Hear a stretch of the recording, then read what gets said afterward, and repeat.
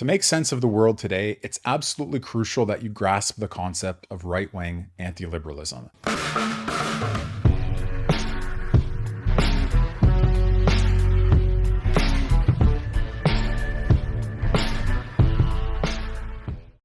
Now, let's give a very elementary presentation here. You had, like Alexander Dugin argues, liberalism, communism, and fascism in the 20th century duking it out to see who's going to win the world war for ideological supremacy.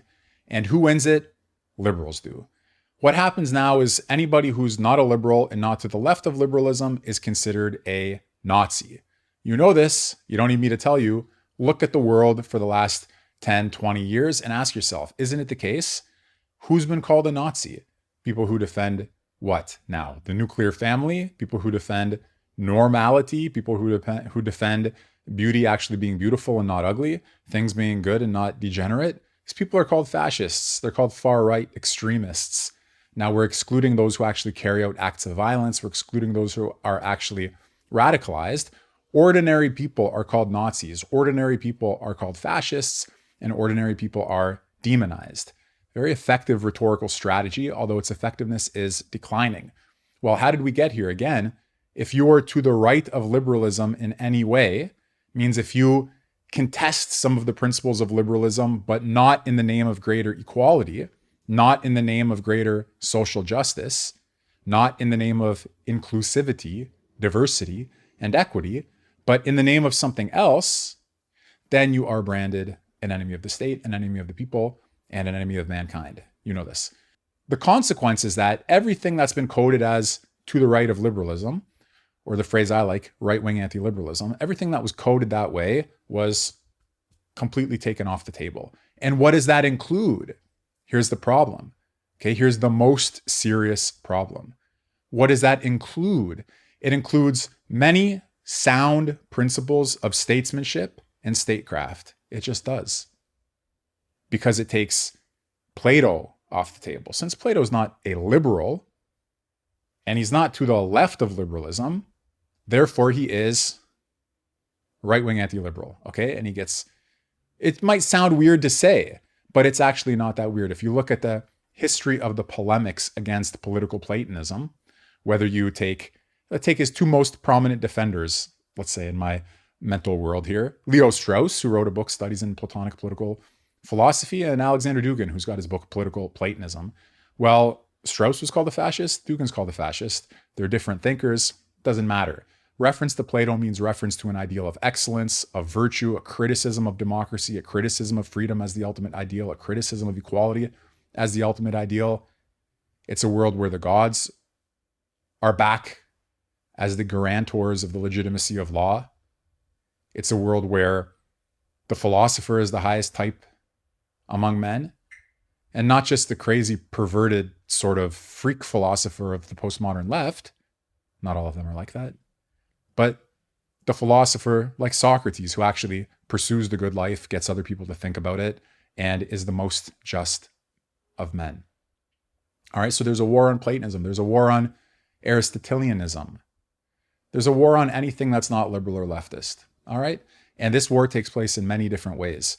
You're cautioned against reading Nietzsche. You're cautioned against reading Heidegger. You're cautioned against reading Plato, a dangerous book like Plato's Laws, truly a masterpiece. So, okay, principles of right-wing anti-liberalism, they get reduced to, you must be Hitler, you must be Mussolini, you must be whatever, okay? Some sort of Charles Manson type figure, although I realize that he's not, okay? You know what I mean, right? Some sort of evil figure. Whereas you're throwing out classical political rationalism, classical republicanism, sound principles of statesmanship, statescraft, and the legislative art.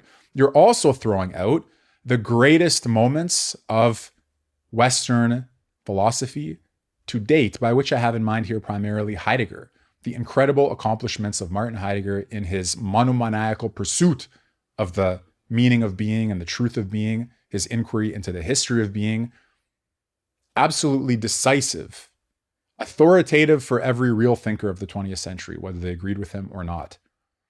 And yet, Heidegger is somehow off the table. Now, that might seem like a weird thing to say because Heidegger influenced many schools of thought, and he's crept back onto the table through his reception among leftist thinkers through his reception among those who watered his thought down, but somehow Heidegger proper, like Nietzsche proper, like Carl Schmitt proper, like Plato proper, all of these things are considered no-go zones from the point of view of the ideological, liberal zealotry of the post-war world.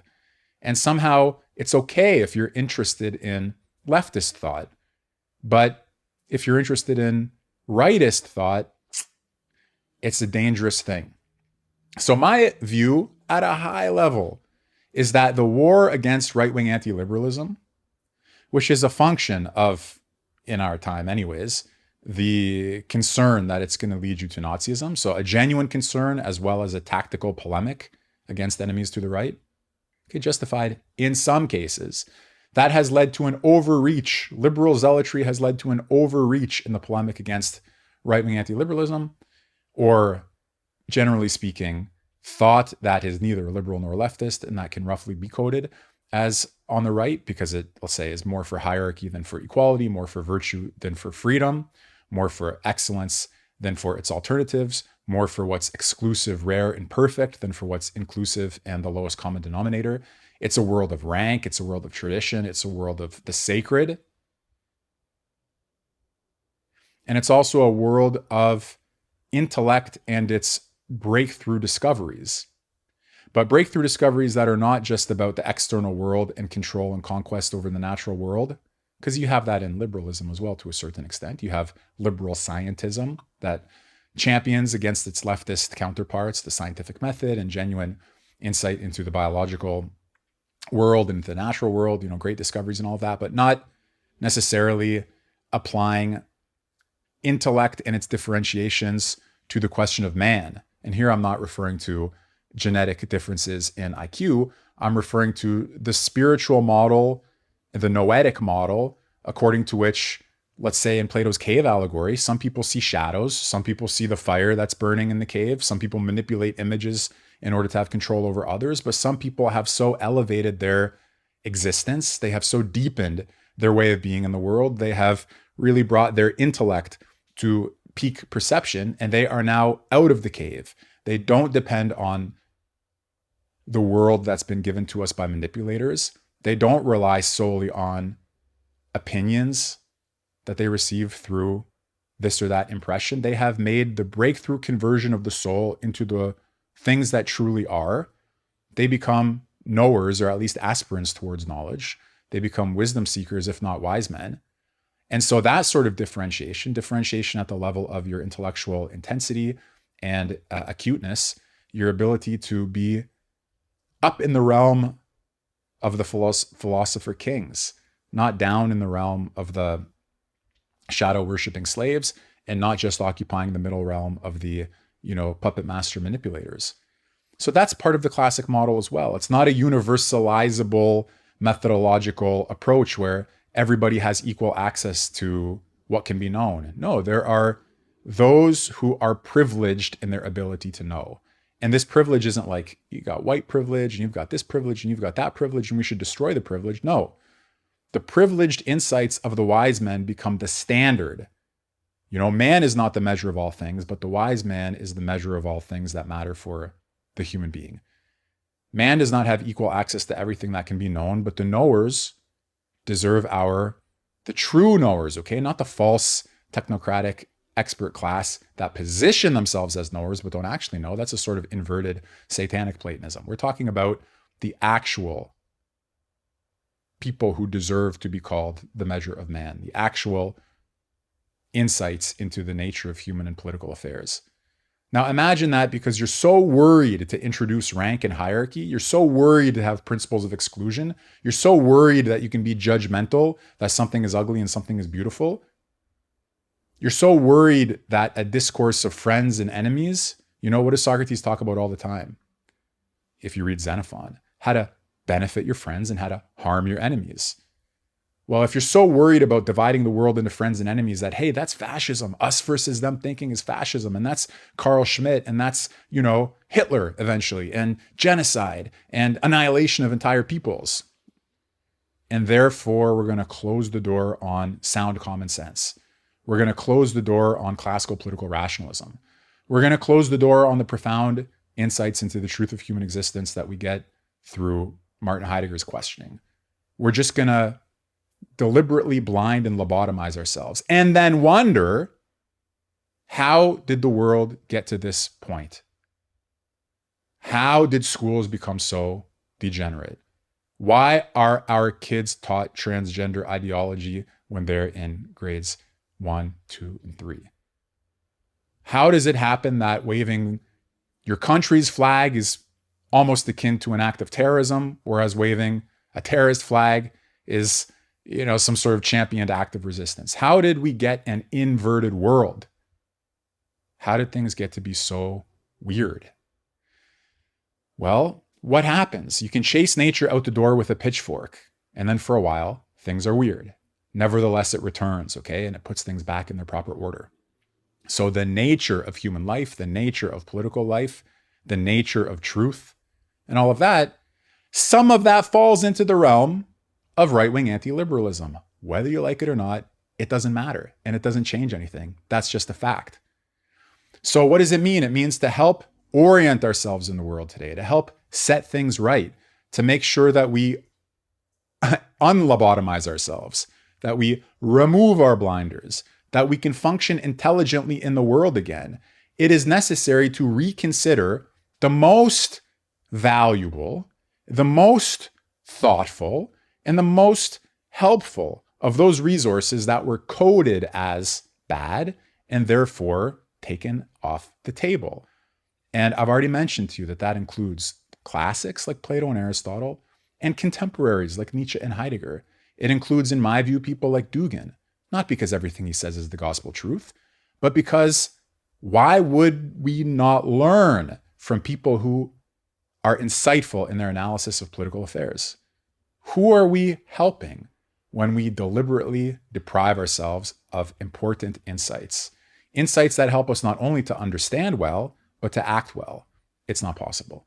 So my high-level overview is that this overzealous ideological defensiveness of liberalism against its enemies to the right after the war, spooked by the possibility of genocide and annihilation of peoples, which clearly nobody wants. Okay, I hope we can say that here, that, it's like, I know somebody recently who's learning to ride a horse, and he fell off the horse and he got spooked and he doesn't want to get back on a horse again. Okay, he just got spooked. Now, does that mean every horse that he rides is going to throw him off? No. Is there a world in which he can learn to ride horses well? Yes. But is this kind of catastrophic event in his little life world keeping him from seeing what the horse has to offer and what it means to ride a horse and the whole world of horses, and depriving him of some positive experiences because he got spooked? Absolutely.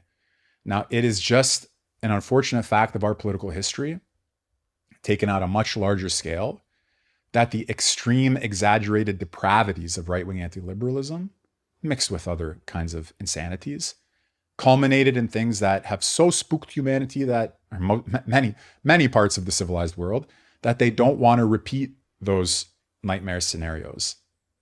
But in being so afraid to get back on the horse, they've basically said, don't even talk to me about horses. Don't look at horses. Horses are terrible. Horses go from being these noble creatures and man's original best friend to being something that, keep them far away from me. You understand what I'm saying?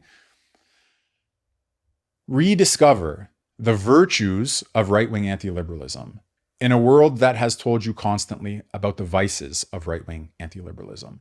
And do that at the high plane of serious study of thoughtful political philosophers past and present, and fight the temptation to reduce everything to its most vulgar, nauseous, and violent form, nauseating and violent form. Okay, that would be my suggestion for those of you who are looking to figure out what's going on, who want a corrective, and who also want a model for understanding how it happened that almost everything that was once called basically normal, sound common sense is today called far-right, neo-Nazi, fascist resurgence.